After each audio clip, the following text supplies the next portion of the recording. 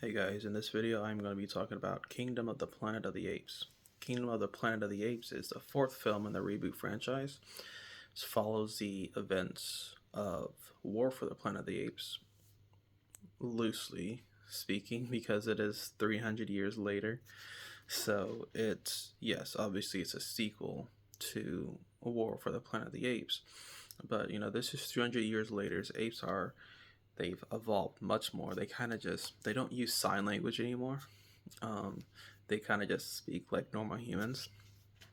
I actually really like that aspect of the previous films where they are doing sign language. I know that some people may think this is, more closely tied into the original franchise. The way they're speaking now, which obviously I could see that parallel. But honestly, I liked a lot when they used sign language, and I actually think the CGI was better in the first three films. There are some times where to me the facial features when they're speaking, like it seemed a little bit off. But anyway, getting into the movie now. Follows the story of Noah. He is a young ape who is part of this the eagle tribe of apes, right? And so they have their own little settlement. They train eagles, and his father is like the chief. Um, so to put simply, basically, the story is there's another tribe of apes, the sea tribe, and they come to Noah's tribe, the eagle tribe, and they basically enslave them and take them away um, to their kingdom.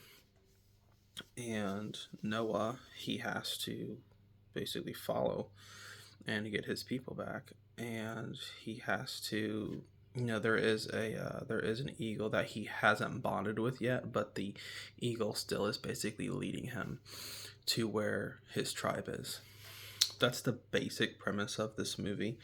Obviously, he meets May along the way, the human, and he meets an orangutan named I think his name is Raka, I think, and he is basically he's almost like a record keeper. He kind of studied Caesar's um, life and Caesar's philosophy and how he felt about humans, and he kind of wants to preserve that, so it's not like distorted, and then people don't use Caesar's words and what he did as like a way to basically enact terrorism towards like humans th- and things like that. So that's basically what we see, exactly what Proximus Caesar is doing once Noah actually makes it to the sea tribe. Proximus, to put simply, uh, he's using the apes that he enslaved from Noah's village, as well as his own people, to open. He wants to get into this ship. It's like a navy ship that there's this giant vault, and they use explosives to try to get in because he knows that there are tons of like weapons. He doesn't know too much what the weapons are, what they do, but he just knows that these are great weapons of great power, and that if he can get to them, then he says, he'll be able to protect his people from the humans if they ever, decide to make a resurgence and fight the apes. So basically, yeah, he enslaves people from the other village, and he works basically all of them to the bone. And he's just hell bent on getting into this vault. He's just so he's in trance, and he's very interested in these weapons of the old war that the humans created. He talks about um, I think he talks about airplanes, flying machines and things like that. And he's just very enamored with the weapons of the old world that were created by humans.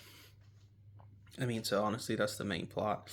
He wants to get into that vault, and he wants these weapons, and he wants them badly, and he'll do anything to get it. And the thing is, he believes it's for the greater good to sacrifice apes to open this vault. He doesn't really care how many people die. He even said that because he says it'll all be worth it if he gets the weapons that are inside. And Noah doesn't.